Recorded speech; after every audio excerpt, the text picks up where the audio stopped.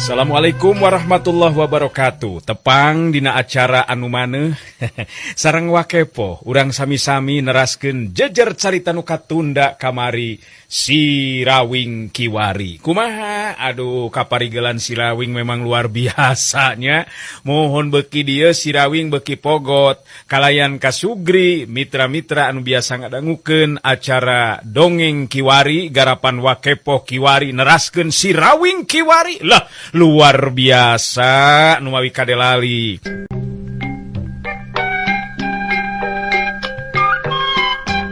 Nya anda sasat nama diculik dibawa kabur meureun ka dienakeun teh.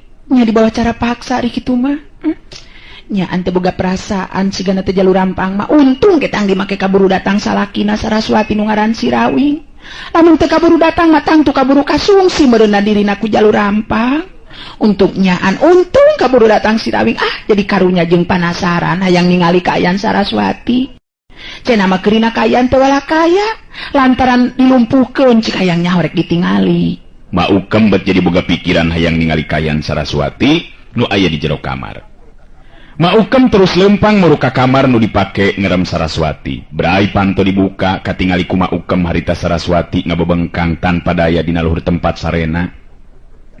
Ari Ma Ukem netep seukeut ka Saraswati anu memang tanpa daya lantaran aya dina pangaruh kakuatan jalur rampang. Bet karunya teuing nyawatir ningalina oge mending ngalempreh tanpa daya kitu. Bet jadi hayang nulungan ye aing ka Nyai Saraswati nya da dipikir-pikir makalah ka kumaha oge tetep salah. Salah jalur rampang teh tindakanan ari sugan teh teu kitu jujutan lalakona ngeunaan Saraswati. Ari pek teh diculik jeung boga anak jeung salaki deui geuningan. Ma Ukem hate jeung pikiran anak kaentepan ku rasa karunya ka Saraswati. Malah dirina oge teu ngabenerkeun kana tindakan anu dilakukeun ku jalur rampang dundunganana. Panto kamar ditutupkeun di lalaunan, Ma Ukem lempang salengkah-salengkah ngadeukeutan ka Saraswati. Ningali aya nu datang Saraswati ngareret ka Ma Ukem, sanggeusna deukeut ka Ma Ukem terus nyarita lalaunan. Dedeh teuing Nyai, karunya teuing Nyai teh bet nepikeun ka kieu ku jalur rampang teh hampura ari sugan mama Nyai teh teu boga salaki jeung geus boga anak atuh nya dosa ari kieu mah tindakan jalur rampang dunungan emak teh. Saraswati netep ka Ma Ukem. Paneuteub anu ngandung pangharepan sangkan Ma Ukem bisa ngabebaskeun dirina. Saraswati kadenge nyarita halon bari jeung dumareuda. Gambaran tina hate nu kaentepan ku rasa kasalempangan. Mak ningan nuhun abdi dilayat mah. Abdi memang boga salaki jeung anak mah. Ngan ki jalur rampang tetep keukeuh maksakeun kahayangna geuningan. Tulungan atuh abdi mah supaya bisa bebas ulah kieu. Betul bisa gerak tina kaayaan kieu mah. Tulungan abdi. Ma Ukem katingali ngahuleng sakedeung. Da pugu bingung kudu kumaha carana sangkan bisa mulihkeun di kakuatan Saraswati. Kelana Nyai. Pugu mate bingung nya da teu ngarti atuh ari kaayaan Nyai saperti kieu dipulihkeun ku emak mah. Tadi teh dikumahakeun ku ki jalur rampang teh geulis. Ulat beung abdi anu dipencet mah. Nu ngajadikeun abdi leuleus teh tanaga. Abdi teh bener-bener teh wala kaya mah muga tiasa nulungan abdi dina waktos ayeuna mah. Ma Ukem katingali netep semu ngalimba ka Saraswati. Teu lila terus nyarita deui. Ma oge pugu bet karunya ka Nyai teh. Bet teu tega ningali Nyai dina kaayaan sarupa kieu. Tapi emak teu terang Nyai kudu kumaha ngubaran atawa mulihkeun kakuatan Nyai nya. Beu ambe teu teuingeun nya jalur rampang.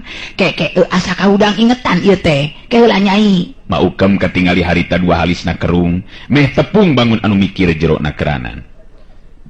Ari Ma Ukem nyarita jero hatena. Bet asa kaingetan. Nya inget ayeuna mah. Ki jalur rampang gunungan aing teh lamun teu salah mah boga mustika. Nya batu mustika tulak bala nu bisa ngubaran panyakit jeung ngubaran nu keuna ku wisaya atawa ilmu batur. Bisa kitu kira-kira lamun dipake ngubaran Nyai Saraswati. Sangkan pulih di kakuatanana. Nyarek dicobaan bela mun teu salah mah disimpen teh di jero kamar panyepenanana. Beteu tega karunya ningali kitu mah nya dasar wa awewe aing oge. Kitu geurentes hate Ma Ukem harita. Kadenge Saraswati nyarita di ka Ma Ukem pinuh ku pangharepan sabab dirina teu mikeun lamun kudu kasungsi diri jadi korban nafsu setani jalur rampang. Sok engal tuh mah. tulungan abdi piraku teu bisa ngabebaskeun kayan abdi tina pangaruhna ilmu jalur rampang. Teu hawatos ka abdi mah. Tulungan omat mah. Abdi lebih suka kene ajal batan kudu kasungsi diriku jalur rampang. Nya kengkeng heula ke nyai ke. Urang susuganan ieu mah nya, tenang heula ke daguan di dieu. Marek nyokot heula batu mustika panolak bala sugan ieu mah bisa dipake ngubaran nyai. Guragiru harita mah ukem init ninggalkeun eta kamar. Terus muru ka salah sahiji kamar nu kabilang mangrupa kamar khusus. Tayan wanin asup ka jero eta kamar da pugu kamar panyepenan teh nyata kamar panyepenan jalur rampang. Sok sanajan mah ukem oge kakara harita make wani asup ka jero eta kamar. Kajurung kurasa karunya jeung hayang nulungan Saraswati anu pikawatireun kayanana.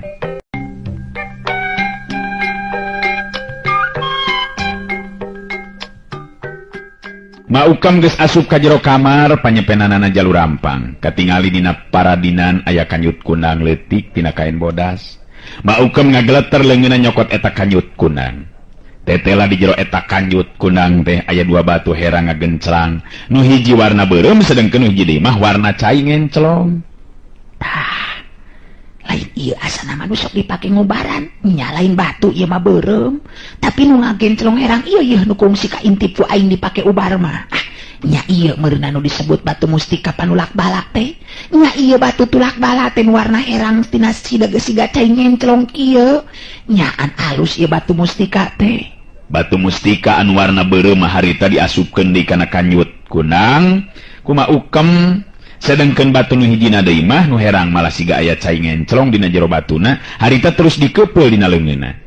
Geus kitu mah Maukem terus kaluar ti jero eta kamar panyepenan. Guragiru terus muru deui ka kamarna Saraswati. Saraswati ningali datang deui Maukem, gancang harita nanya lalaunan. Kumaha Maukem aya? Anu keur mulihkeun kakuatan abdi teh mah? Kumaha mah? Maukem ngantelkeun curugna kana bibir, bari terus ngadeuketan ka Saraswati. Ulah salempang nyai. Ieu mah mawa batu mustika tulak bala. Nya sugan be atuh bisa dipake mulihkeun kakuatan nyai. Ieu teh bogana jalur rampang. Ngajak kumaha dibawa muga-muga be bisa digunakeun ka nyai. Da biasana make jalur rampang lamun ngubaran teh batu mustika ieu nu sok dipakena teh nyai. Lamun seug Maukem ngarti kana ajen ilmu silat, geus tangtu teu kudu ngarasa bingung mangsa mulihkeun kakuatan Saraswati ku cara mencet urat-urat penting dina beheung Saraswati anu tadi dipencet ku ramo-ramo leungeun jalur rampang. Ngan tangtu memang kudu ngagunakeun ilmu khusus. Maukem katingali masih kene ngahulang bangun anu keur mikir teteupan teu lesot ka Saraswati. Alah, kumaha ngubarkeunana nya? Tapi tadi Saraswati nyebutkeunana teh dipencet urat-urat dina lebah beheungna. Hayang nyaho berek digosok-gosokeun kana beheungna susuganan ieu mah nya da teu ngarti aing mah. Maukem nyekelan batu mustika tulak bala teh ya. Terus ngadeuketan ka Saraswati, batu mustika teh diantelkeun kana beheungna Saraswati sarta digosokeun lalaunan. Sabenerna mah Maukem ngan ukur susuganan kituna teh. Tapi Saraswati bisa ngarasakeun ayana geteran aneh tina eta batu mustika. Sabab karasa pangaruh ilmu atawa kakuatan jalur rampang nu tadi ngalumpuhkeun dirina lalaunan bet asa aya deui kakuatan tenagana. Dipapai jeung imeut pisan. Maukem harita terus mapai urat-urat dina beheung Saraswati digosok ku batu mustika tulak bala. Saraswati kaget jeung atos sabab ngadadak harita jadi pulih deui kakuatanana. Saraswati terus ngorejat hudang paromanana getihan deui hegar marah mah neuteub ka Maukem bari nyarita. Abdi jadi pulih deui kakuatan geuning mah. Nuhun mah, abdi ditulungan ku emak. Mumpung aya waktu kalawan kasempetan anu hade abdi leuwih hade ninggalkeun ieu tempatan. Sakali abdi nganuhunkeun ka emak tos nulungan abdi mah. Abdi anu kudu kabur ninggalkeun ieu tempat mah. Saraswati geus teu loba deui carita harita terus mukakeun jendela kamar. Anu memang terus berasna teh ka pakarangan gigir eta imah. Ngareret ka Maukem Saraswati terus nyarita. Muga-muga pitulung sareng kasayan mah dibales ku Maha Kawasa mah. Abdi anak kapaksa ngantunkeun ieu tempat mah. Hatur nuhun kana kasayan emak. Maukem harita masih keneh molohok bengong mata simeuteun. Banget ngarasa kaget nu lain di kieuna sabab teu nyangka upama bakal bisa nulungan Saraswati nepikeun kabebas pulih deui kakuatanana. Cerilat. Cileng Saraswati ngaluncatan jendela kamar. Maukem ngagero kakara sadar merenang Saraswati rek kabur ninggalkeun eta tempat. Nyai kelana Nyai. Nyai, ya salaki Nyai Sirawing teh ayeuna keur tarung jeung jalur rampang Nyai Saraswati. Maukem lumpat ke lebah jendela kamar nu muka, tapi jirim Saraswati geus teu katingali.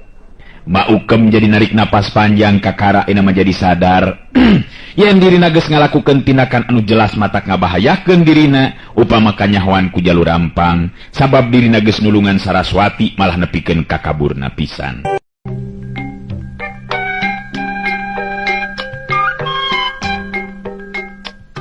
Maukem jadi narik napas panjang.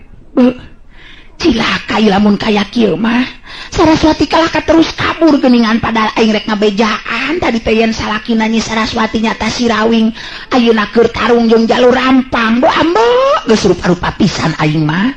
Eta dada dikalaka molohok bengong mata simeuteun atuh da. Kasih mah sugan teh moal bisa nyageurkeun Saraswati. Betnyaan kacida manyurna ieu batu mustika teh. Nah terus ka mana atuh ari Saraswati nya? Wah ningali salakina nu keur tarung meureunnan. Nyayang nyaho rek ditingali ku aing. Ieu batu mustika marek disimpen we dina tempatna. Geus kitu maka tingali Maukem. Harita leumpang digura-giru muru ka kamar panyepen, sanggeusna ngasupkeun batu mustika kana jero kanyut kundang wadahna.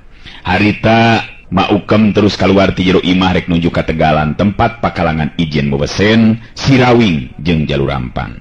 Kawilang rada hese oge Maukem neneangan Saraswati di antara jalma nu lalajo nu sakitu lobana.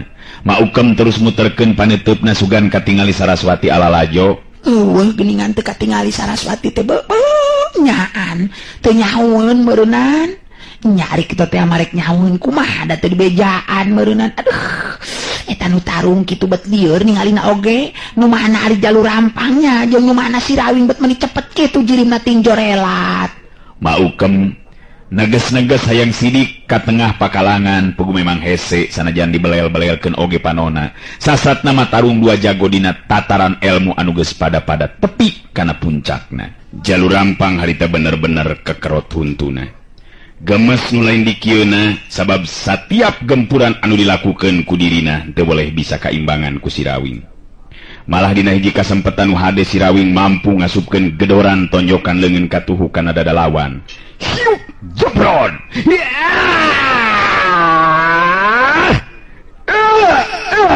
Bangkieung jalur rampang ngabangkieung mundur ka tukang, tapi geus terus pancuh deui dina tangtunganana.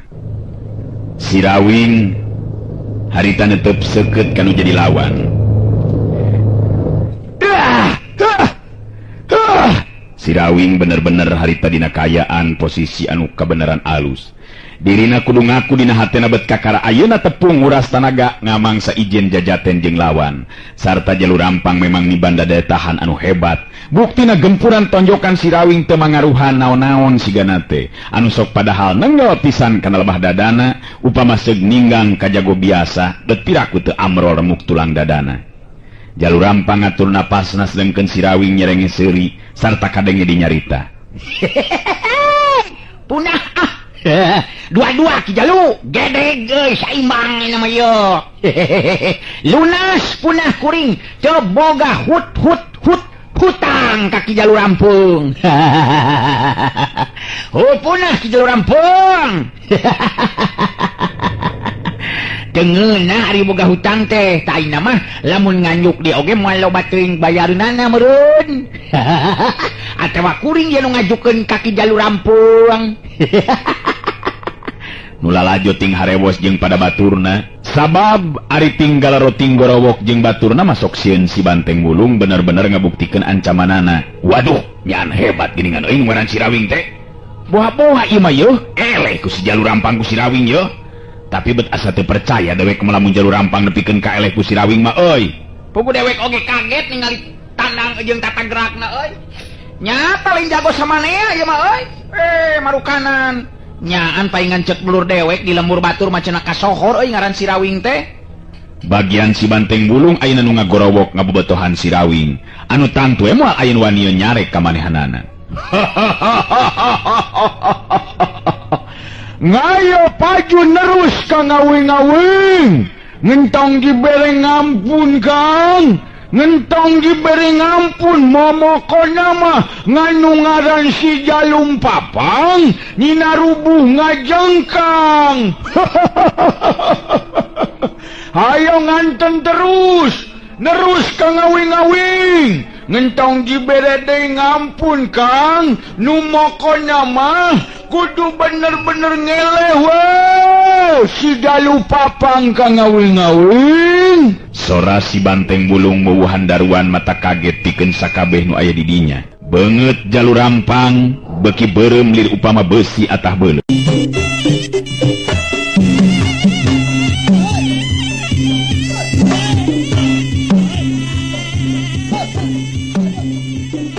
Ari Sirawing harita ngareret kalebah si Banteng Bulung terus nemalan bari nyarita. Hei, tenang teng. Edun euy, kedot ye Jalur Rampung ceng, nyaan jagoan teng. Pokoknya mah tetep tenang be, lalajo di dinya mah ceng, tenang we. Kumakayan aman teng, eueuh anu bakal coba-coba ngacokeun teng. Wah, beres ka ngawing-ngawing. Nu momokonna mah ngamun ngayangan nu macem-macem mah ku nguing dibantingkeun ka ngawing-ngawing. Ngengkeun be ngantep ka ngawing. Nya syukur atuh kitu mah. Kumaha Ki Jalu? Entong loba muncreng kitu ah. Kangaranan tarung mah tenang be teh kudu dibarengan jeung napasu.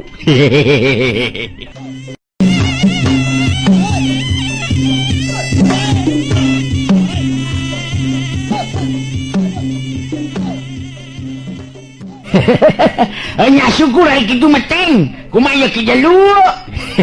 Tong loba muncreng kitu atuh kangaranan tarung mah tenang be tenang teh kudu dibarengan jeung napasan.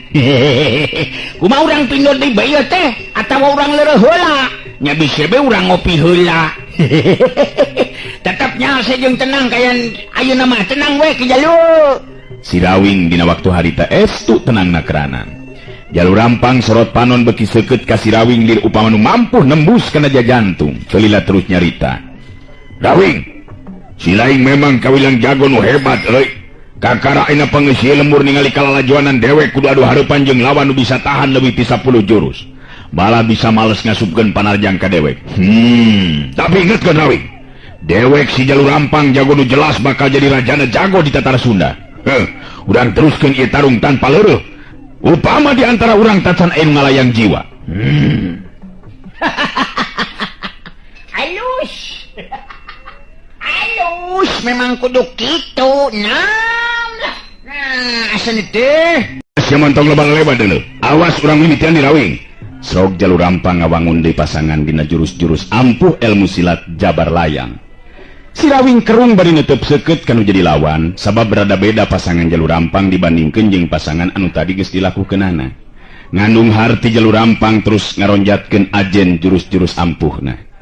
Sirawing sadar kana kayaan malah kaeunteupan ku perasaan sabil sagala rupa. Sabab nu jadi lawan nyata lain bae mibanda daya tahan anu luar biasa, tapi jurus-jurus ilmu silat memang kekep susah pikeun diteangan celah kosong atawa titik kalemahanana. Kadenge di sora si Banteng Bulung nu ngabobotohan Sirawing. Wah, ngonggos ngontong dibere deui ngampun ka ngawing-ngawing. Tong dibere ngampun deui geus kitu mah ka ngawing-ngawing. Gancang si Jalur Papang ngelehkeun Kang. Ngarah ngurang bisa leureuh nerus ngurang dahar bareng Kang. Nu momokonna mah urang mah kudu ngelehkeun si Jalur Papang. Nyane moal bisa menang si Jalur Papang. Ka ngawing-ngawing jago uing mesti menang oi.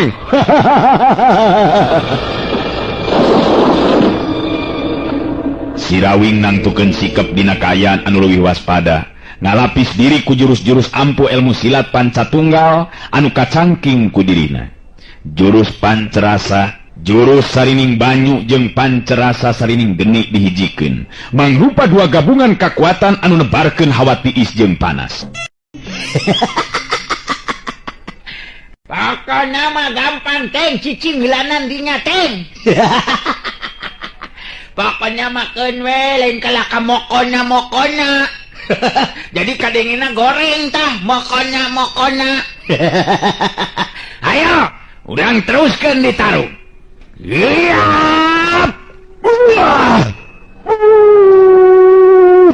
Ya.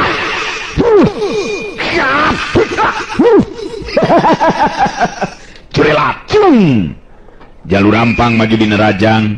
Sirawing mapag datangna panarajang lawan, kapaksa jalur Rampang narik mundur panarajang katukang. Lantaran ngerasa kaget ku tebaran hawa sakti tina sapasang leungeun Sirawing.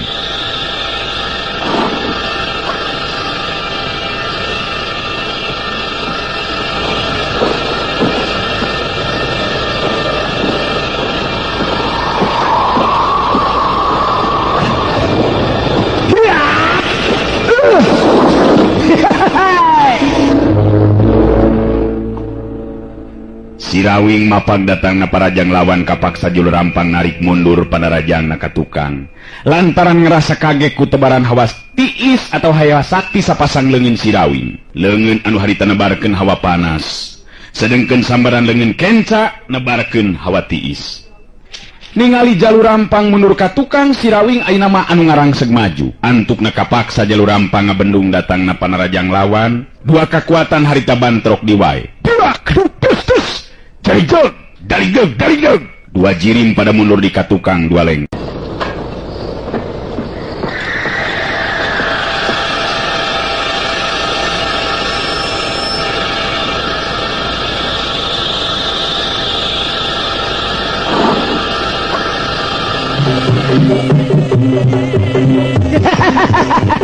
Ya. Mokona mas teng, mokona. Ya.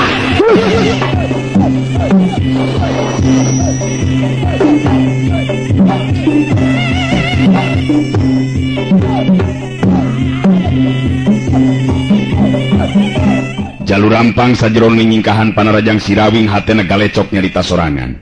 Boga kekuatan naon ieu mangkel kieu. Leungeun nebarkeun hawa panas, leungeun kencana nebarkeun hawa tiis. Gabungan dua kekuatan antara panas jeung tiis, malah dina geteran hawa anu hebat. Geteran kekuatan nu bisa ngabakukeun kana urat jeung getih, atawa nu hawa panasna bisa ngaduruk kana kulit jeung daging. Dan bener-bener aing panggih jeung lawan anu saimbang ieu mah yeuh. Bisa kira-kira kitu aing ngelehkeun Sirawing. Tong bari jeung ngalamun tarungna ki jalur Rampang. Bisa kabenangan ke. Omongna Sirawing memang jadi kenyataan sabab beureup leungeun katuh Sirawing keuna pisan kana lebah puceuli katuh ki jalur Rampang. Hiup cebrot. Wadah.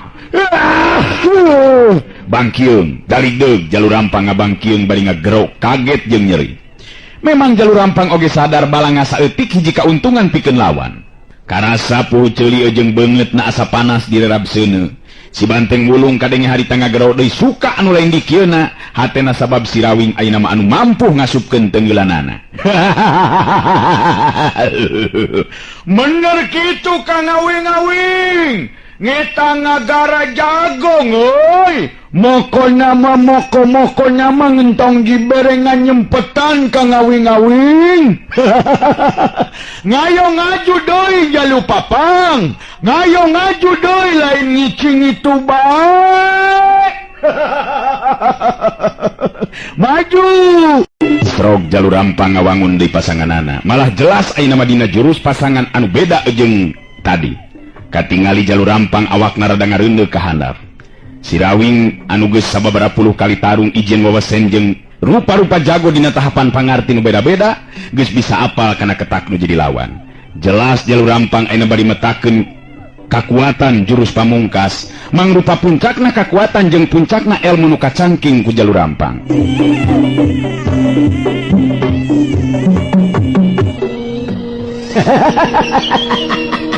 Nayop. Yap. Ngalus Kang Awing-awing. Ngalus ngeta. Ngalus kudu gitu Kang Awing-awing. Ngalangkeun nasi jalu papang bisa nonggeng giginya. Ngalus Kang Awing-awing. Wak tos na gening seep. Urang cekapkeun dugi ka dewe latunya. Acara dongeng kiwari kapihatur ku Wakepoh Kiwari neraskeun carios Si Rawing Kiwari permios.